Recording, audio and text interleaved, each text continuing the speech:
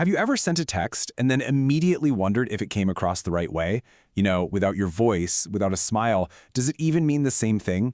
We spend so much of our lives communicating through screens, texting, emailing, social media, but what is actually happening in those digital conversations? Well, today we're going to decode it all. We're diving into the science of what's called electronically mediated communication. I mean, this is the big question, isn't it? We've all been there. You get a text that just says K with a period, and you spend the next hour trying to figure out if that means, okay, cool, or if you're in huge trouble. That little bit of everyday anxiety is exactly what we're unpacking today. And trust me, the science behind it is way more interesting than you'd think. All right, so here's our game plan. First, we're going to define what we're even talking about. Then, we'll get into the 6 key ways that talking online is totally different from talking in person. And finally, we'll look at 3 big theories that try to explain what it all means for our relationships. Let's do this. Okay, Section 1.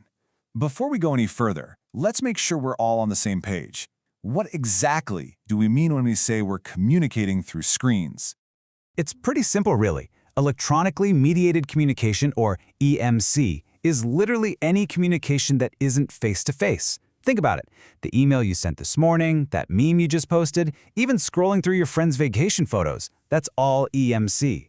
It's kind of become the digital glue holding our modern world together.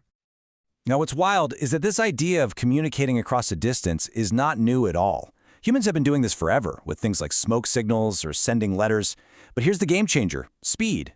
Our great-grandparents might have waited weeks or even months for a letter to get a reply. We can have a full-blown conversation with someone on the other side of the planet in the time it takes to brew a pot of coffee.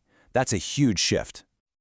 Okay, so we know what EMC is. Now let's get into the really interesting part. How does it actually change the rules of conversation? Turns out there are 6 pretty big differences. First up, time. When you're talking to someone in person, it's synchronous. It's happening in real time. But a text message? That's asynchronous. You send it and you wait. That delay gives you time to craft the perfect reply, or it gives you that sinking feeling when you see those 3 little dots appear and then disappear. That pause, that gap, it completely changes the entire dynamic of the conversation. Second difference, anonymity. When you're online, you don't always know for sure who you're talking to. Is that person's profile picture actually them? Are they who they say they are? This layer of mystery can make us a little more cautious, or, let's be honest, sometimes it makes us a little bit bolder than we'd ever be face-to-face.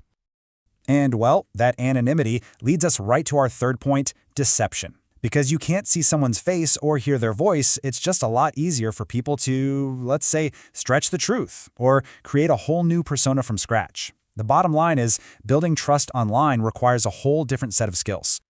Number 4 is a huge one, nonverbal cues. Think about it. So much of what we communicate comes from our tone of voice, our facial expressions, our body language. Online, all of that is gone. So what do? We invent new ways to express it. Using all caps becomes our way of yelling. We use bold text for emphasis. And emojis? Well, emojis are like a whole new emotional language we had to create from scratch. And that brings us to number 5. The written word is everything. All of a sudden, your writing skills really matter. How you type, your grammar, your spelling, it all shapes how people hear you in their heads. Your writing style basically becomes your digital first impression, and it tells people a lot about your personality and intelligence. No pressure, right? And finally, number 6, distance just doesn't matter anymore. This is pretty amazing if you stop and think about it. You can send a message to your friend across the room or to a colleague halfway around the world, and it takes the exact same amount of effort. It has totally collapsed the globe, allowing us to maintain relationships in a way that was never possible before. So, we've covered the how digital conversations are different. But what about the so what? Do these differences help us or hurt us? Let's check out a few theories, starting with one that's a little pessimistic. Okay, so one of the earliest ideas was the cues filtered out theory. It basically said that because we're missing all those nonverbal cues, the smiles, the eye rolls, the tone of voice, online communication is just emotionally empty. This theory argues that trying to have a deep conversation over text is like trying to enjoy a concert wearing noise-canceling headphones. You're just filtering out all the good stuff. But is that really true? I mean, think about it. You've probably had a really meaningful, emotional conversation over text before, right? Of course. And that's where our next theory comes in. It suggests we're not just at the mercy of technology, we're actually pretty smart about how we use it. This is called media richness theory, and it's all about choosing the right tool for the right situation. It says some communication channels are rich. They give you tons of feedback and cues like sight and sound. Others are lean. They're much more basic. You wouldn't use a flamethrower to light a birthday candle, right? It's the same idea. You choose the medium that fits the message. And this shows it perfectly. Face-to-face conversation is the richest medium there is. Then you have video calls, then a regular phone call, all the way down to a simple email or text, which is the leanest. Think about the last time you had to deliver some really important news, good or bad. Did you text it? Did you call? Or did you wait until you could say it in person? Whatever you chose, you were using media richness theory without even realizing it. So if text is lean, does that mean it's automatically worse for building relationships? Well, not so fast. Our third and final theory offers a much more optimistic view. It suggests that we humans are incredibly adaptable. Our relationships don't get worse online, they just grow at a different pace. This is the social information processing theory. And it argues that we absolutely can form deep, meaningful bonds online.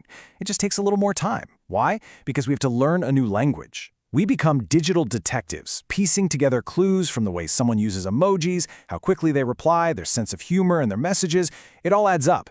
We can get to the same deep connection. We just have to take a different path to get there. So let's go back to our original question. Is a text message the same as a real conversation? Well, no, it's not. It's something different. It has its own rules, its own strengths, and its own weaknesses. So maybe the better question isn't whether it's the same, but